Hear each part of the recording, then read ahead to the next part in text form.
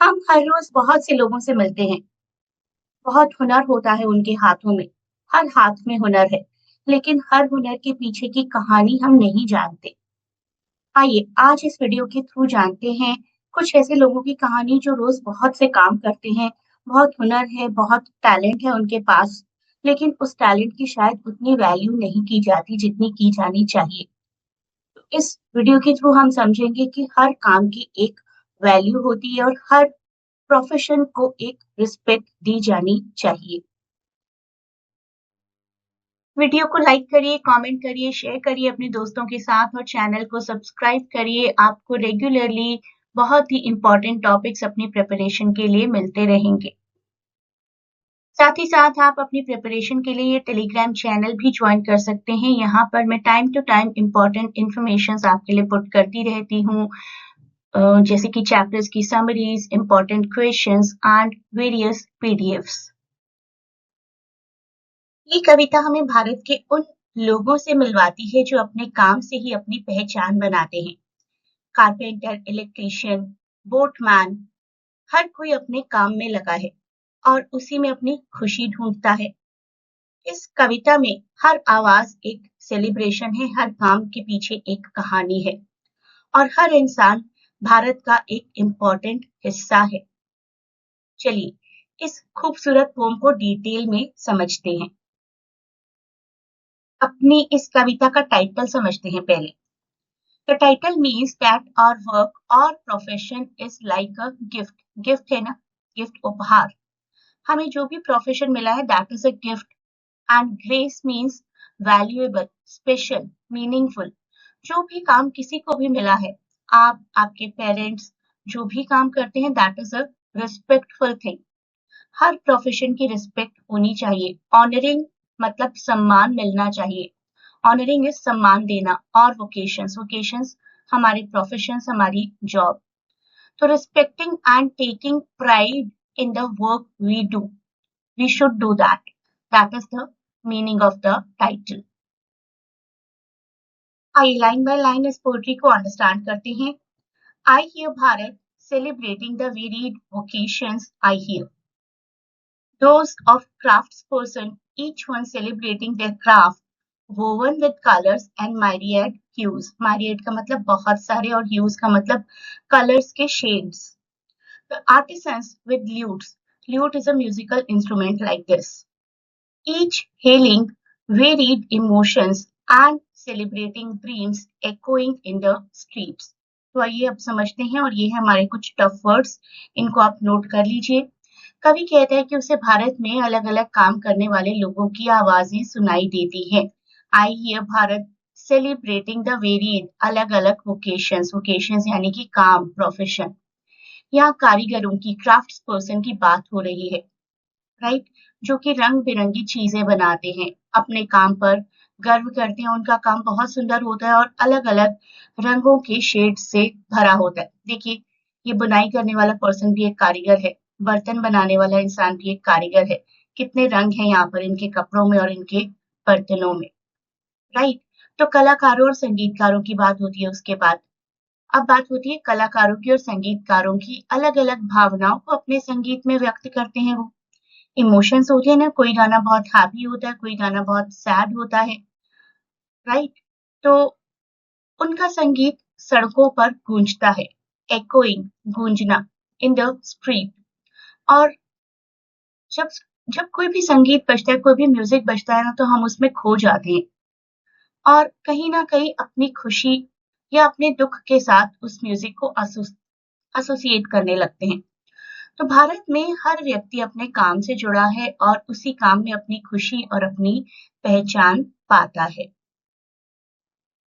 Poultry के अगले part में 3 प्रोफेशंस की बात होगी। कारपेंटर्स की, जो कि लकड़ी से फर्नीचर बनाते हैं। इलेक्ट्रीशियंस आप जानते ही हैं, बिजली का काम करते हैं।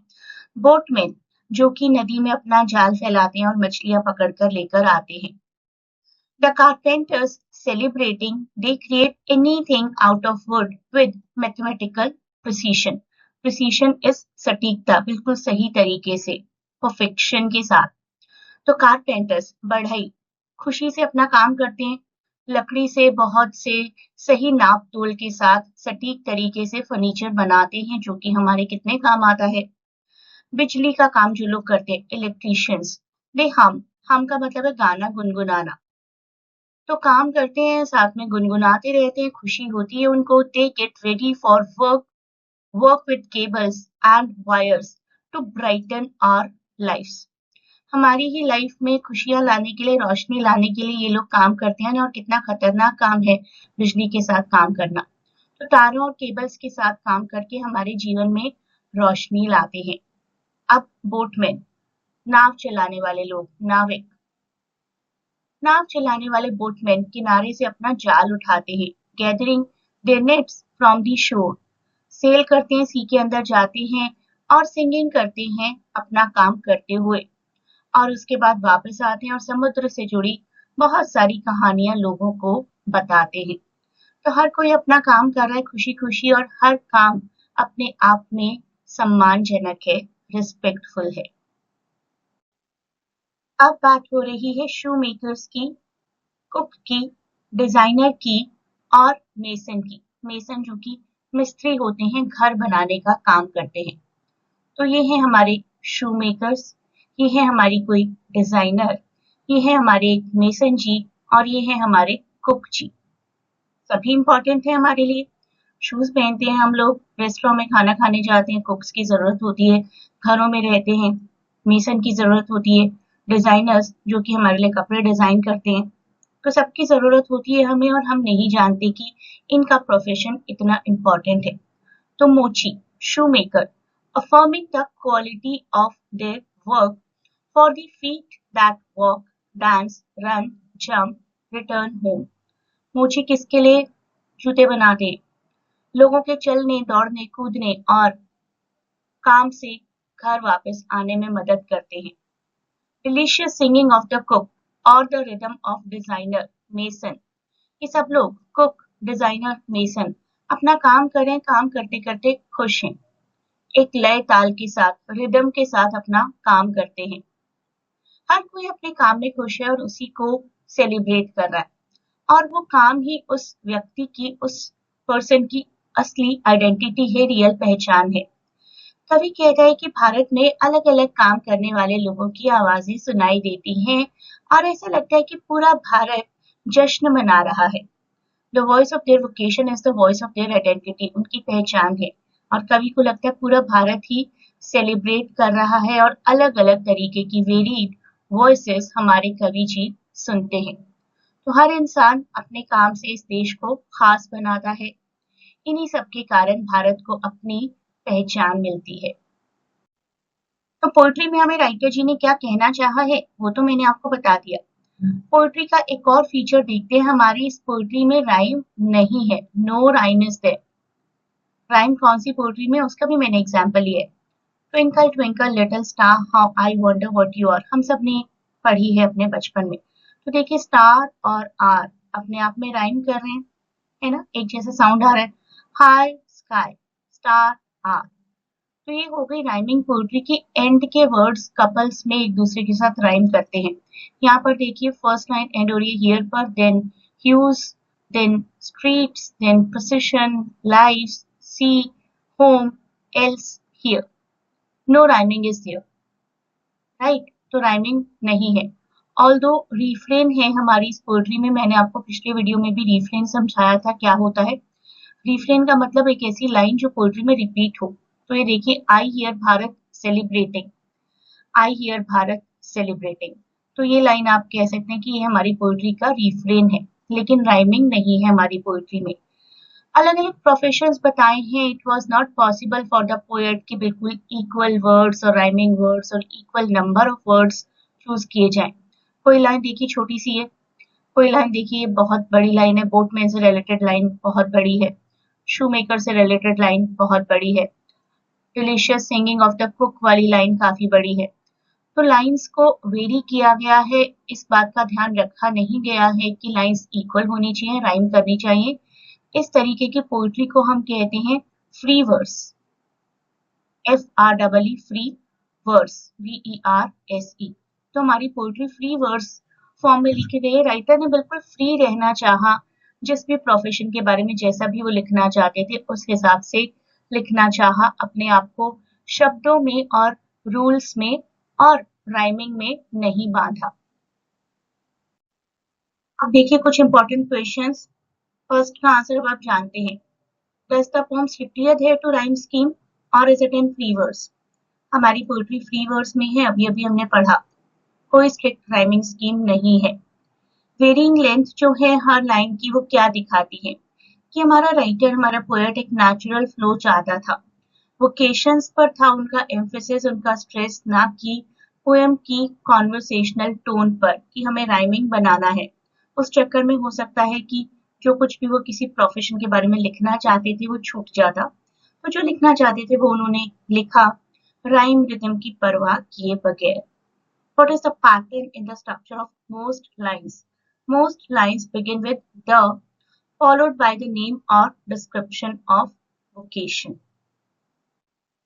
देखिए द से शुरू हो रही है लगभग सभी lines. The artisans, the carpenters, the electricians, the boatman, the shoe makers, the delicious singing of the cook, the voice of their vocation.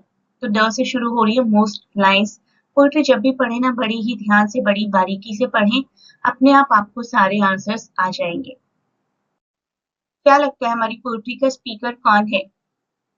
The speaker appears to be an observant. Observant मतलब जो आसपास observe करते हैं और appreciate करते हैं, तारीफ करते हैं। तो एक ऑब्जर्वेंट और अप्रिशिएटिव वॉइस है जो कि अपने आसपास देखती है और सेलिब्रेट करती है सभी वर्कर्स को, भारत के सभी वर्कर्स को। स्पीकर का रोल है एक सम्मान प्रोवाइड करना to all the skill, talent and contributions of every profession. तो अब देखिए आपकी एनसीईआरटी बुक से ही लिए हैं मैंने ये questions. The tone is celebratory, celebrate करती हुई टोन है। एंड रेवरेंशियल, आप इसकी जगह रिस्पेक्टफुल वर्ड भी यूज कर सकते थे, ये वर्ड भी काफी अच्छा है। देयर इज अ जॉयफुल और हैप्पी भी लिख सकते हैं। Mood through out the pome capturing the vibrancy and richness of cultural traditions and skills. तो हमारी पोएट्री बहुत ही हैप्पी है। Select any two descriptions from the poem that evoke visual images. आपके दिमाग में क्या सुनकर विजुअल इमेजेस आती है कि किस तरीके से काम किया जा रहा है? Woven with colors and myriad hues. तो कोई पर्सन जो कि वीविंग कर रहा है, बहुत कलरफुल वीविंग और बहुत सारे शेड्स हैं वहां पर। The boatmen gathering their nets from the shore. इस इमेज को आप इमेजिन कर सकते हैं आराम से। यहाँ देखिए एक और फिलअप है। The pome includes auditory imagery. Auditory मतलब कि सुनने में आपको समझ आ जाए कि सुनने में वो चीज कैसी लगेगी। Auditory imagery through mentions of artisans with lutes, musical instrument दिखाया था ना मैंने। इलेक्ट्रिशियंस किस तरीके से हमिंग कर रहे हैं। Delicious singing of the cook. Cook है जो कि पकाते पकाते, खाना पकाते पकाते गुनगुना भी रहे हैं। तो ये वो सारी इमेजरी है जो हमें कानों से इमेजिन करनी पड़ेंगी। That is called auditory imagery. Metaphor देखते हैं हमारी पोएट्री में कहां पर है। State whether the following sentence is true or false. The mention of delicious singing of the cook is a metaphor because it implies that the quality of the singing is so enjoyable or pleasing that it can be equated to the experience of tasting something delicious. तो metaphor क्या होता है? When we associate some value with someone which is not a true thing but according to characteristics वो work करती है। जैसे कोई बहुत ही इमोशनलेस पर्सन है तो we say that person is a stone. पत्थर दिल इंसान है, पत्थर है वो। तो delicious singing, singing actually delicious नहीं हो सकती, मेलोडियस हो सकती है, लेकिन डिलीशियस सिंगिंग बताया गया कुक की सिंगिंग को। सोनिफिकेशन क्या होता है? जब हम नॉन ह्यूमन बींग्स को ह्यूमनिस्टिक क्वालिटीज एट्रीब्यूट कर देते हैं। The voice of their vocation is the voice of their identity. Select the lines that tell us the poet personifies vocations. Vocations हमारी पहचान है। Voice of their vocation, vocation की आवाज, हर इंसान की आवाज की पहचान है। तो वोकेशन वैसे तो बोलती नहीं है, वोकेशन इज अ प्रोफेशन, लेकिन वोकेशन की आवाज जैसे ह्यूमन बींग्स की आवाज होती है। रेपिटेशन, मैंने आपको बताया था रेपिटेशन कहाँ पर है। आई hear Bharat celebrating the varied vocations I hear. तो रेपुटेशन क्या एम्फेसाइज करती है कि सेंट्रल आइडिया क्या है पोइट्री का, कि it is creating a sense of unity. सभी वोकेशंस को इक्वली हमें रिस्पेक्ट करना है और सेलिब्रेट करना है, जश्न मनाना है कि हर इंसान के पास एक हुनर है और हर हुनर एक रिस्पेक्ट डिजर्व करता है। वो सारे हुनर पूरे इंडिया में सुनाई देते हैं। I here, I hear. Alliteration जहां पर कॉन्सोनेंट साउंड रिपीट हो रहा है। वर्क विद केबल्स, व का साउंड रिपीट हो रहा है। सेलिंग एंड सिंगिंग, स का साउंड रिपीट हो रहा है। पोइट्री को पढ़िए और मुझे कमेंट्स में लिखकर बताइए और क्या एलिट्रेशन है हमारी इस पोइट्री में, और क्या एग्जाम्पल्स हो सकते हैं एलिट्रेशन के। सिंबोलिज्म, व्हेन जब हम सिंबल के थ्रू किसी चीज को आइडेंटिफाई करवा रहे हैं, जैसे कि हमारा नेशनल फ्लैग है ना, उसमें 3 कलर्स हैं। वो तीनों कलर किसी ना किसी चीज का सिंबोलिज्म है। White colour is the symbolism of शांति, peace, right. Orange colour is the symbolism, orange colour is the symbolism of त्याग, बलिदान, खून बहाया तब। सफेद मैंने आपको बताया ही, शांति का सिंबोलिज्म। और जो ग्रीन कलर है that is the symbolism of progress and greenery in the country. तो सिंबल कुछ रिप्रेजेंट किया जा रहा है।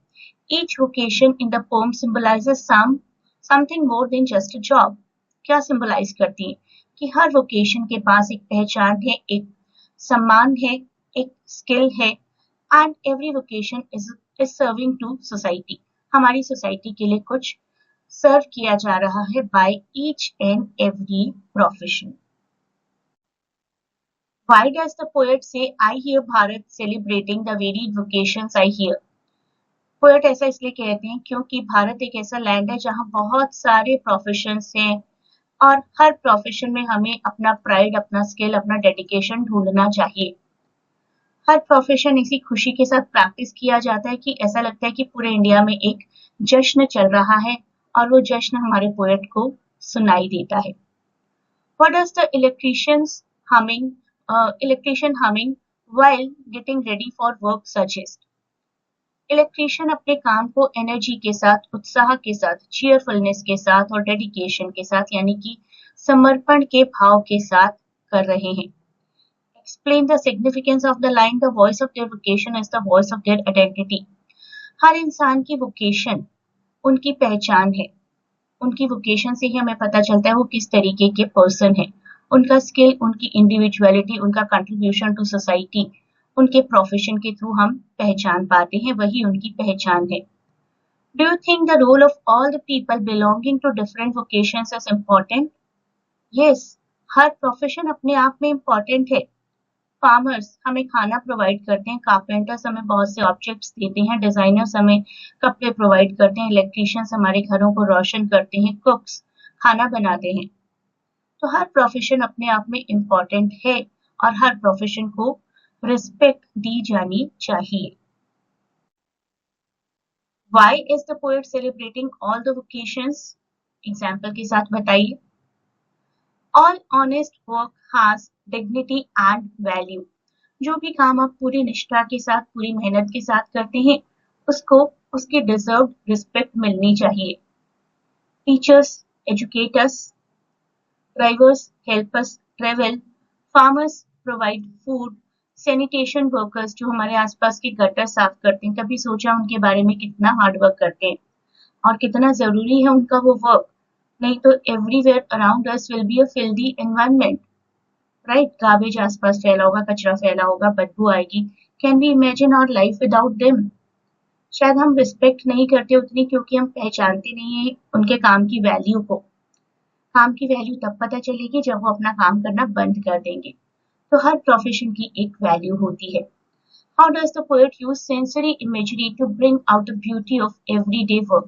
Sensory imagery मतलब जो आपकी आईज को, ईयर्स को, नोज को इवोक कर जाए।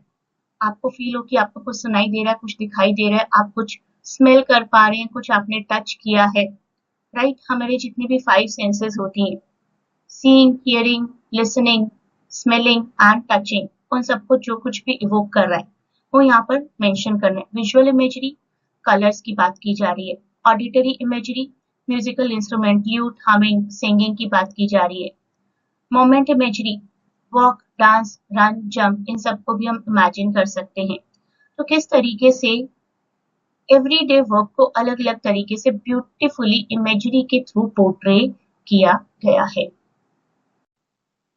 ये है मेरा टेलीग्राम चैनल, आप इसको भी ज्वाइन कर सकते हैं। मैं टाइम टू टाइम वहां पर इंपॉर्टेंट इन्फॉर्मेशन और क्वेश्चन आंसर्स प्रोवाइड करती रहती हूँ। चैप्टर्स की समरी अवेलेबल रहेगी, वहां पर एनसीईआरटी के आंसर्स अवेलेबल रहेंगे और चैप्टर समझने के लिए वीडियो है ही।